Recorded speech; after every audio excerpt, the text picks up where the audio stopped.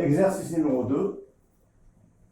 Soit une poutre A, D, de longueur 7 mètres, reposant sur deux appuis, un appui simple en A, un appui double en C, et soumise au chargement suivant. Alors, une force concentrée en D, un moment concentré en B, et une charge répartie entre A et C, d'intensité Q égale à 15 kN par mètre linéaire. Donc, c'est une charge répartie uniformément. Sa forme est rectangulaire. La résultante de cette charge rectangulaire, c'est l'aire du rectangle. C'est-à-dire Q fois 7. 7 fois 15, c'est 105 kN. Alors, on vous demande de calculer ou retrouver les résultats de R. Alors, nous n'allons pas calculer les forces de réaction. Nous allons nous contenter de prendre des valeurs qui nous ont été données. Voilà, vous avez RA,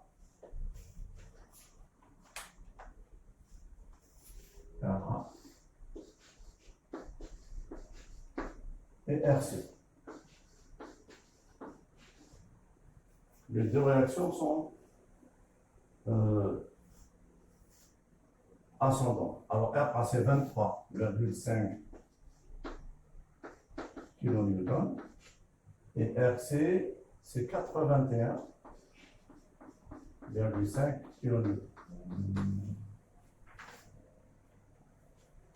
Alors, on va étudier la variation des forces penchants et le mouvement flexion le long de cette poutre et ensuite tracer le diagramme correspondant à ces fonctions. Alors, pour déterminer l'expression de T1, qui sont des efforts intérieurs, T1 sont des efforts intérieurs. Donc, ils sont déterminés par la méthode des sections. Alors, je me donne un système d'axe soit X, l'axe longitudinal de la poutre, Y,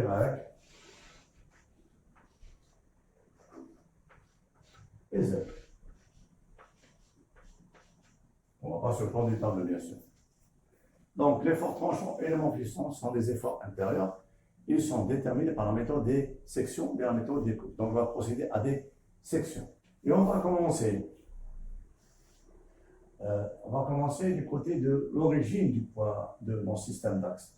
Donc, je vais commencer juste à côté du point A. Je vais procéder à une section droite quelconque, que j'appellerai sigma 1. Juste à côté de A. Alors, c'est une section quelconque, donc la distance qui la sépare de mon origine A, c'est une distance quelconque que j'appellerai grand X. Cette section a partagé ma poutre en deux parties. Partie gauche et partie droite. Que vous prenez la partie gauche ou bien la partie droite, vous obtiendrez les mêmes efforts intérieurs. Mais on préfère prendre la partie la moins chargée. Donc, ici, on va prendre la partie gauche. Alors, on a la poutre.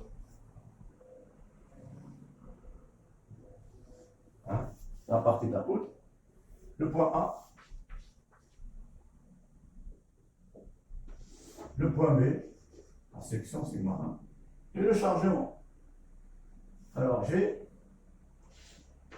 une force concentrée RA et une charge répartie, pas de la charge répartie, mais une partie de la charge. Une partie de la charge répartie.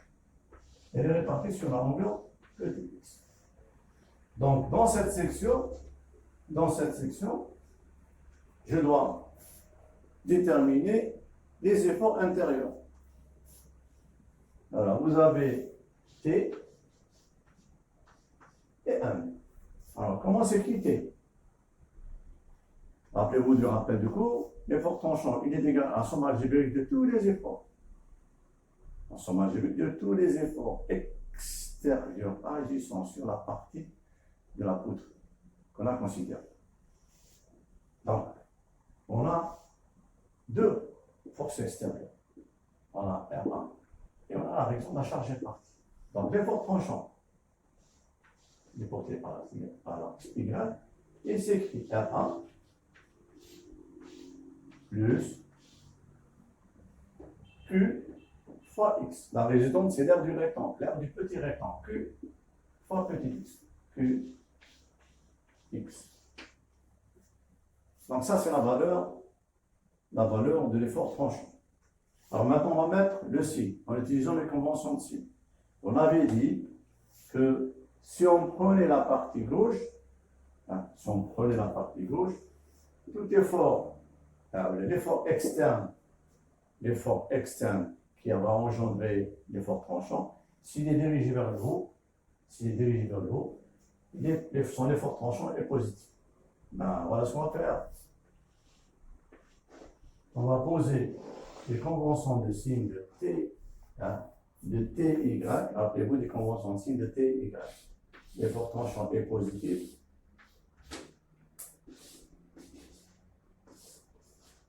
Lorsqu'il a ce sens, et le moment de pression est positif lorsqu'il a ce sens.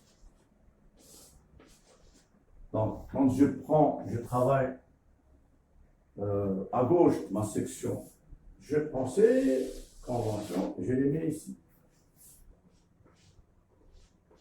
Tout effort externe qui a le sens de T, je prendrai positif. La résistance de la charge répartie est dirigée vers le bas. C'est Qx. Je la compare en signe plus ou moins. Voilà pour l'expression de T. Et les fonctions de X, je mets en parenthèse ici, X. Je vais faire pareil pour le moment. J'ai deux forces concentrées, plutôt deux forces qui agissent sur cette partie de la poudre. Donc, ces deux forces vont provoquer deux moments. Alors, j'ai un moment de la R1, et le moment est calculé par rapport à la section de droite, par rapport à la sigma 1. Donc, j'ai RA fois la distance X. RA fois X dans le sens, regardez, dans le sens positif. Donc, j'ai plus RA X. Pour le deuxième moment, la résultante de la charge, la petite charge répartie, c'est Qx, et elle agit au centre de gravité du petit rectangle, dirigé vers le bas. Donc la distance qui sépare cette résultante à la section droite, c'est x sur de la moitié de x. Donc le moment par rapport à cette section due à Qx, c'est Qx fois x sur 2 dans le sens inverse, au sens positif. Donc moins Qx fois x sur 2. Là aussi, le moment est fonction de x, z. Ça, c'est l'expression de T1 dans cette section. Supposez maintenant que je change de section. J'oublie cette section et je procède à une autre section ici. L'effort tranchant et l'expression de T1 seront le même, même si je prends cette section. Donc, entre A et B, juste à la limite de B, l'expression de T1 s'écriront de cette façon-là. Donc, je dirais que dans la partie AB, tronçon AB, intervalle AB,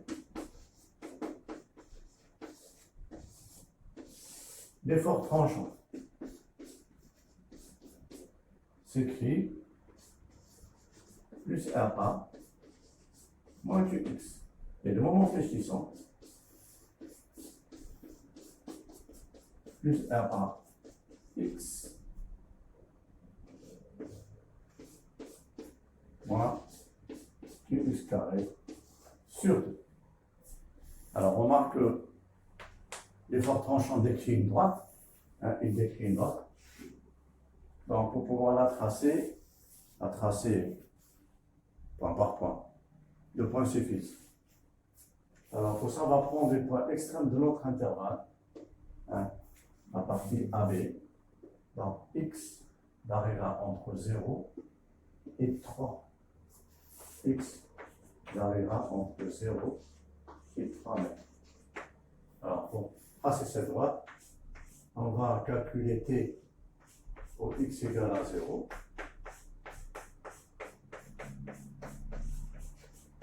C'est-à-dire 23,5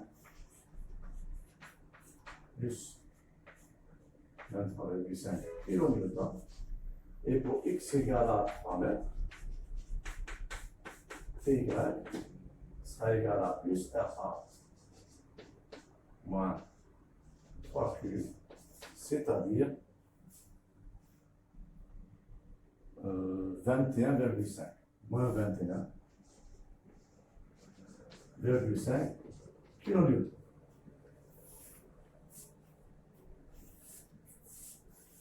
Le moment fléchissant, regarde, il est degré 2. Donc, il décrit une parabole. Hein, il décrit une parabole. Pour tracer une parabole, 3 points suffisent. 2 points extrêmes et l'extrême. On va tracer cette fonction point par point. On n'est pas obligé d'étudier, de faire son étude. Donc, on calculera le moment fléchissant pour x égale à 0 et x égale à 3. Alors, pour x égale à 0, le moment est égal à 0. Pour x égale à 3, on a 3 RA moins 9,5 de Q, c'est-à-dire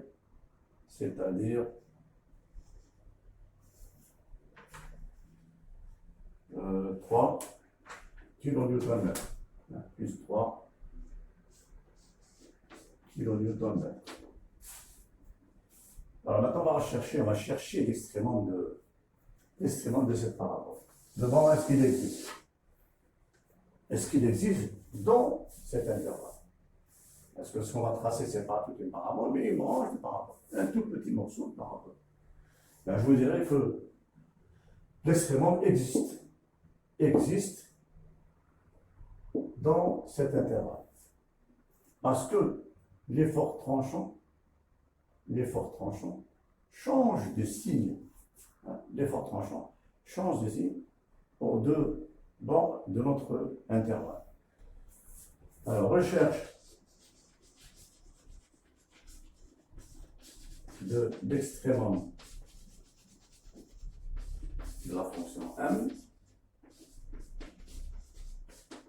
Alors, pour ça, on dérive la fonction m par rapport à sa variable x et on annule.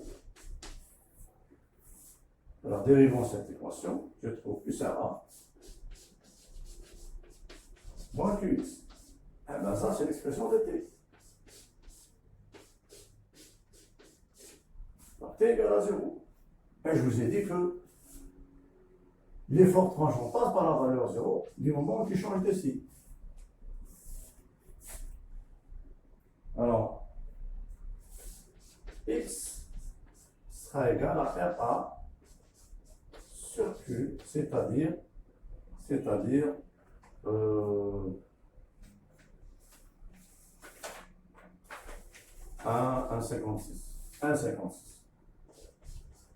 1,56 appartient bien à l'intervalle 0, 3 mètres. Calculons M pour cette valeur de Bx, 1,56. Alors je prends cette expression et j'emplace x par 1,56. Alors je trouve 18,41 kN. Voilà pour la première partie de notre cours. Deuxième partie. Alors la deuxième partie, c'est la partie B, C. Pourquoi le point C? Parce qu'au point C intervient une nouvelle force intervient. Donc ça, c'est la limite entre le deuxième et le troisième intervalle. Mais c'est la fin, de la charge répartie. Donc ça, c'est la frontière entre deux parties. Alors, la deuxième partie, oublions la première section, puisque la section droite est une méthode fictive, et procédons à une autre section droite, sigma 2, dans la partie BC. C'est une section droite quelconque. Donc la distance qui la sépare, soit de l'origine A, c'est une distance quelconque x, ou bien je fais changer d'origine et je dirais qu'elle est d'une distance quelconque x. En principe, je dois l'indicer x2, x par rapport au point B, le nouveau origine. Le nouveau origine. Cette section a partagé ma poutre en deux parties, partie gauche, partie droite. Là aussi, je préfère prendre la partie, gauche dans ma section droite. A, sigma 2. Le chargement, GRA. La charge est partie.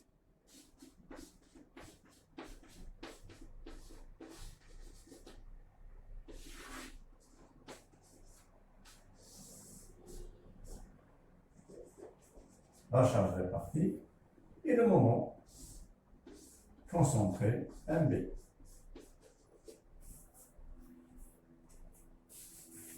MB. Voilà.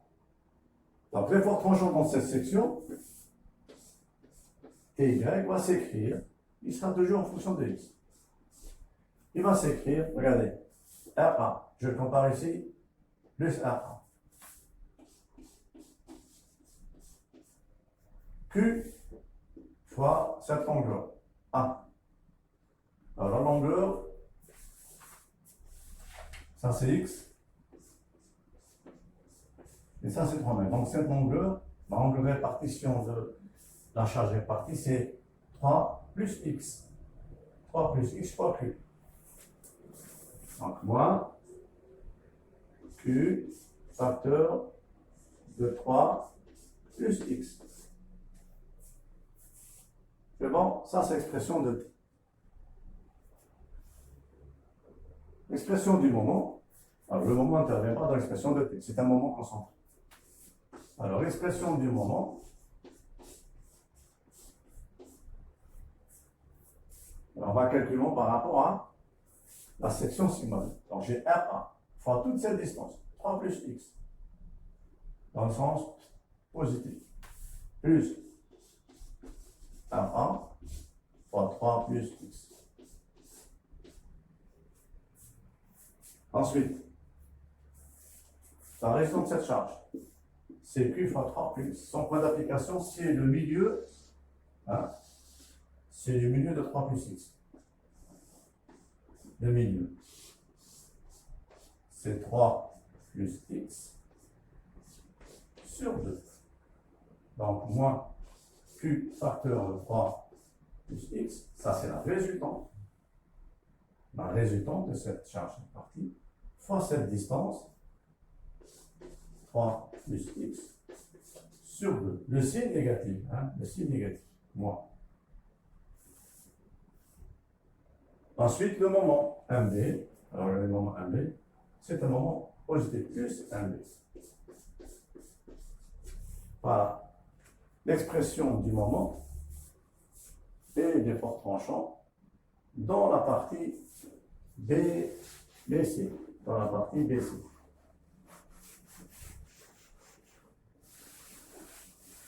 Alors, l'effort tranchant décrit une droite, alors que le moment décrit une parabole. Alors, sachez que si l'effort tranchant est degré n, le moment est degré n plus 1. Évidemment que l'effort tranchant, c'est la dérivée du moment par rapport à la variable x. B, c'est 0, 2, donc l'expression de t, c'est plus RA moins Q facteur de 3 plus x. Pour x égale à 0, plus égal à 0, l'effort tranchant est égal à RA plus moins 3Q, 1 par moins 3Q, c'est-à-dire moins 21,5.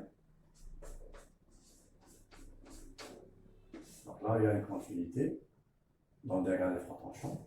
Plus égal à 2, CY est égal à 2 RA moins 5Q, c'est-à-dire 51, moins 51,5. Moins 51,5 kN. Là, on remarque que l'effort tranchant ne change pas de signe.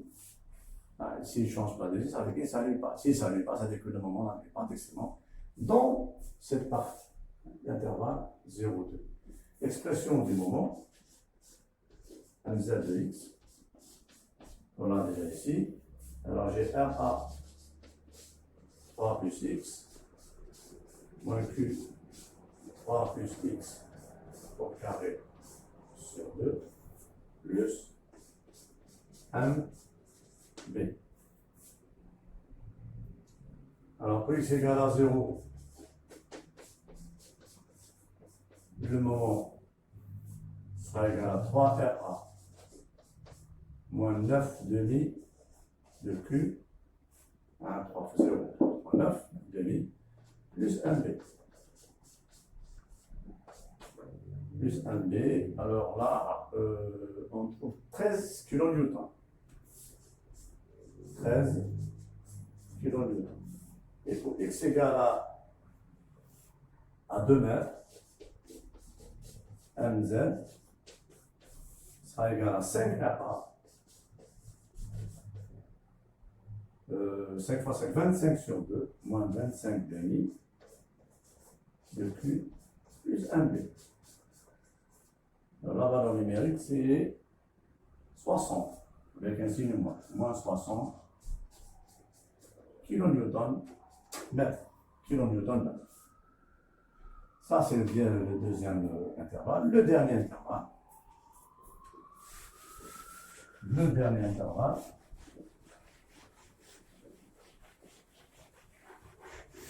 Alors, oublions la deuxième section droite. Et procédons à une autre section droite quelconque dans la partie CD. Sigma 3. Cette section a partagé votre temps de partie gauche, partie droite. Alors, vous avez vu qu'il est préférable ici de considérer la partie droite parce qu'il y a ici une seule force concentrée.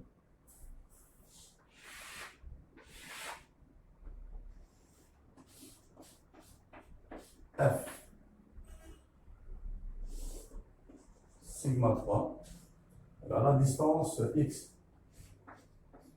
la voici, x.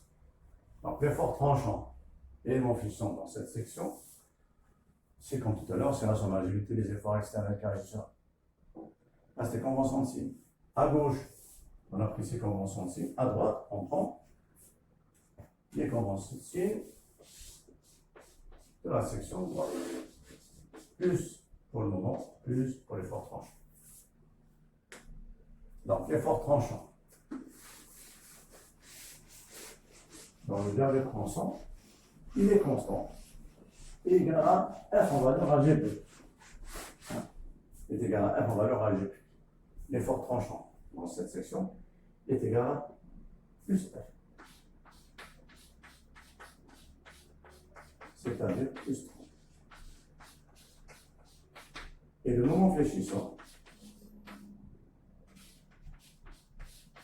il sera égal à F fois X. Le sens, regardez le sens, négatif, moins F X. Et X varie, alors le tronçon, alors c'est le tronçon D, D c'est, il faut faire attention, D c'est 0, 2 mètres. X égale à 0, le moment est nu, X égale à 2, mz, c'est moins 2f, c'est-à-dire moins 60. Qu'est-ce que l'avez trouvé? C'est à qui nous donne. Voilà pour l'expression de T et M le long de la poutre. Le tracé maintenant. Alors le tracé de T1 se fera obligatoirement au-dessous de la poutre. Au-dessous de la poutre. On a pour chaque effort, on a 3 diagrammes. Hein? Alors T en fonction de X. On a 3 diagrammes. Premier diagramme.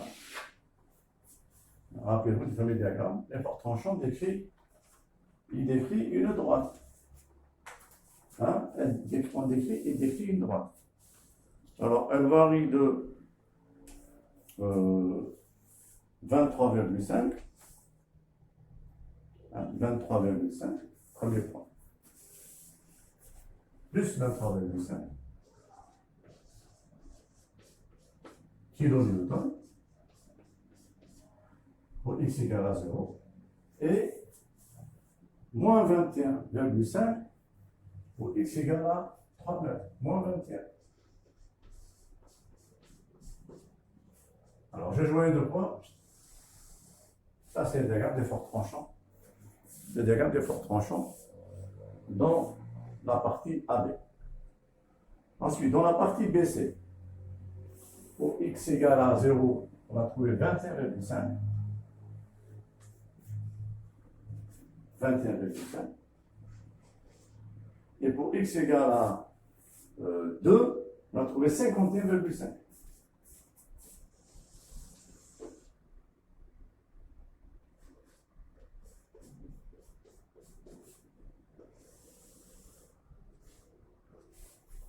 kN. Et enfin, le dernier diagramme, l'effort tranchant est constant égal à plus 30. 30, 30, 30, plus 30, constant, 30 kN.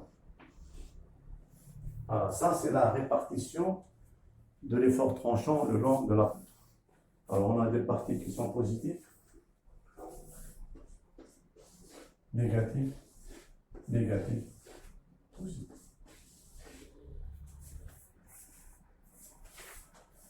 Alors ici, il y avait une discontinuité entre les deux diagrammes, une continuité plutôt, et là, il y a une discontinuité. Il y a ce qu'on appelle un saut. Alors ce saut, il est dû à RC. Alors, si vous calculez cet angle-là, vous le trouverez égal à RC. Deuxièmement, le diagramme d'effort de moment fléchissant. Alors, le diagramme du moment fléchissant.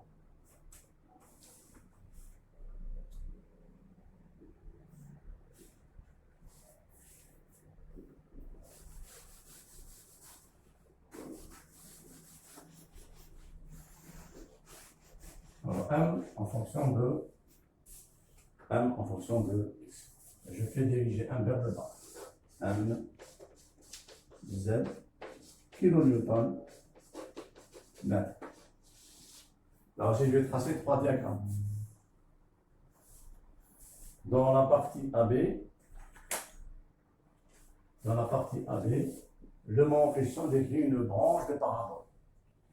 Pour x égale à 0, on va trouver 0. Pour x égale à 3, pour x égale à 3, on va trouver 3 kN.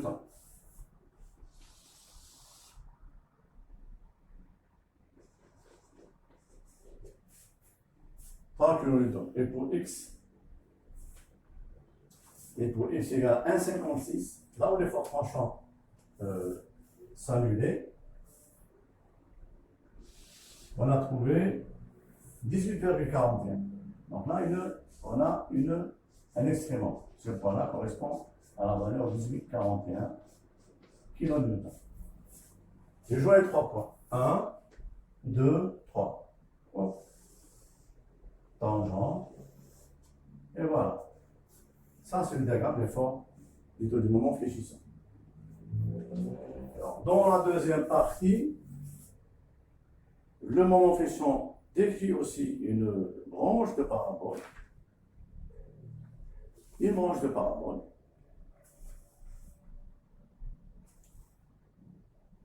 Pour x égale à 0, on avait trouvé 13. Ça, 13. Hein, plus 13.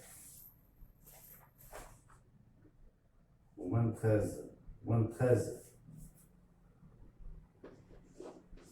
kilonewtons. Et pour x égale à 2, pour x égale à 2, on a trouvé moins 60. Moins 60. X égale à 2, moins 60. Alors, je joins les deux points. Alors, j'ai le choix entre cette courbure ou celle-là. Sachez que si le moment fléchissant est de degré 2, c'est à cause de la charge répartie. Hein? Si le moment fléchissant est de degré 2, c'est à cause de ça. Donc, c'est la charge répartie qui provoque la concavité du diagramme du moment fléchissant. Alors, on dira que la concavité du moment fléchissant est toujours dirigée dans le sens de la charge, dans le sens d'intensité de la charge répartie. Donc, l'intensité de la charge est dirigée vers le bas. Donc, la concavité, elle est comme ça. On a la même charge qui provoque le diagramme court du moment. Donc, le diagramme ne peut avoir que cette concavité. Enfin, le dernier intervalle, le moment d'extrême droite, pour z, regardez, pour x égale à 0, 0 c'est ce point D. Faites très attention. Parce qu'on a changé et l'origine et le sens de l'axe. Et pour x égale à 2, on a moins 60.